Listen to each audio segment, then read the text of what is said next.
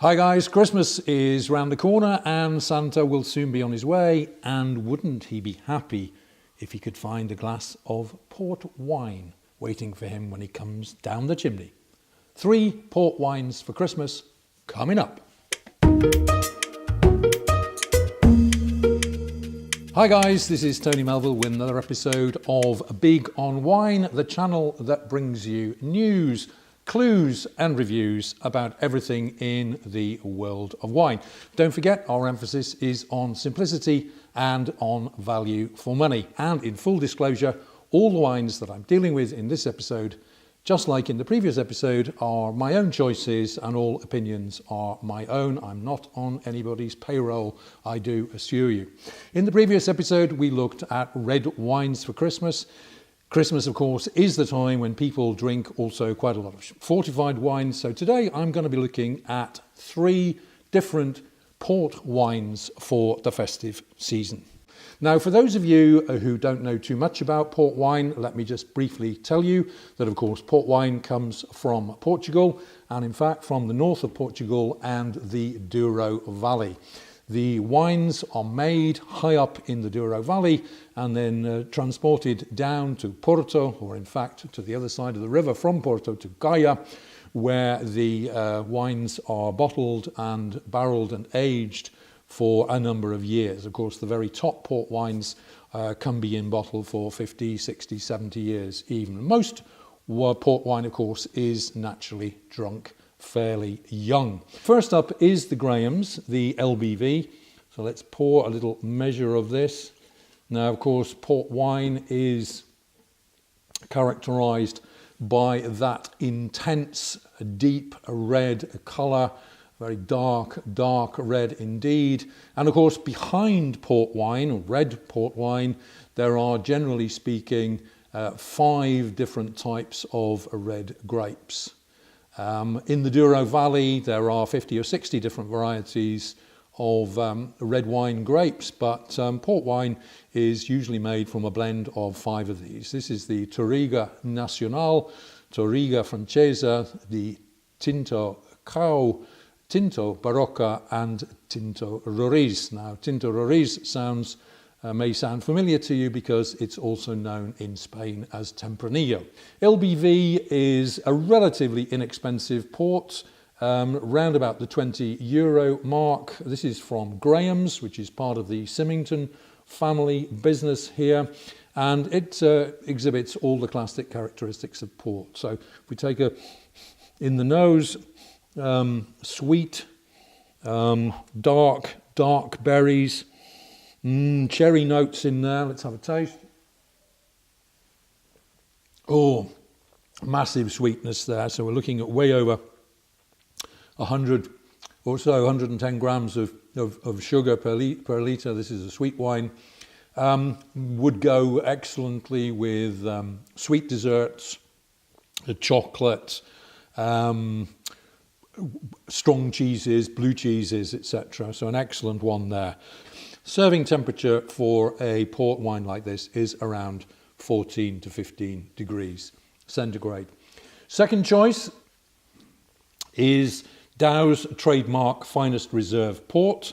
Let's pour a drop of this as well. Okay, now the Dow's is slightly different animal to the Graham's here. This is a Reserva. Now, a Reserva port differs from the LBV in the sense that this is not from any one particular vintage. So this is already a blend, not only of grape varieties, but also of different vintages.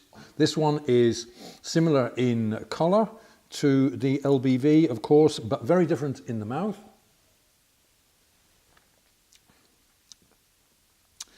The Graham's had a very bold, simple warmth and sweetness to it. This one is much more intense. I would say it's got a very strong dark cherry note to it, and other dark fruits are in there as well. I'm getting some fig here. Oh, this is so good. I'm going to have another sweet.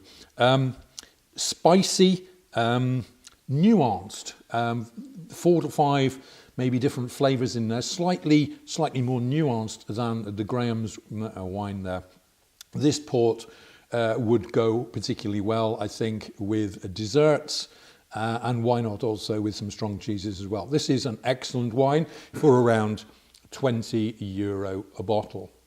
Now, the two port wines that we've got here are classic ruby ports. Don't forget also that up in the Douro Valley, they also produce a white port. And the white port, which I'd like to introduce you to, is this one. This is produced by a company called Niepoort.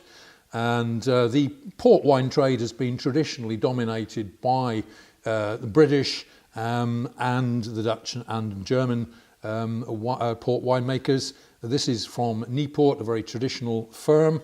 And of course, if you're dealing with a white port, which again is a blend of white varieties, don't forget that the serving temperature has got to be considerably lower than with the red varieties. So the serving temperature for a white port like this is probably down to something around 7 or 8 degrees centigrade. So put it in the fridge before you serve it, bring it out about half an hour or so before you actually serve it. So around 8 degrees.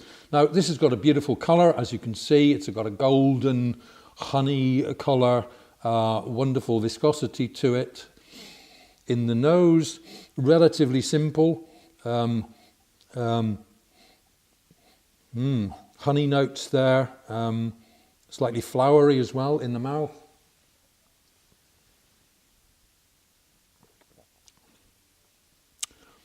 In the mouth, interesting. I'm getting some exotic fruits now. I'm getting more like apricot, slightly kind of mineral taste to this as well. Even a little bit of spice in there. Now this would be an excellent wine as an aperitif before a meal, slightly chilled, or something that you could easily drink together with, you know, antipasti, tapas, finger food also as well. So I do advise you, you know, most people associate port wine with this kind of style, the Grahams and the Dows, but do try also the white port, because I think you'll enjoy it a great deal. Slightly lighter option, particularly good as an aperitif. That white port is from a company called Niepoort. I had the honour of visiting Niepoort a few years ago, and Niepoort also produce some excellent red wines up in the Douro Valley, and in a future episode I'm sure we'll be returning to that topic. So if I'm going to have to give my takeaway grading here, I'm going to give the Dows 5 out of 5, an excellent port wine, great value for money. Graham's 4 out of 5, wonderful, simple, classic, subtle, warm, sweet ruby port, and the dry white port from Niepoort. Also, I'm going to give that one a 4 out of 5. If you haven't tried white port, do so. If you've liked what you've seen on this episode, please give us a thumbs up and consider subscribing. We'll be back again soon with more wines, more reviews, and we'll be looking at white wines for Christmas.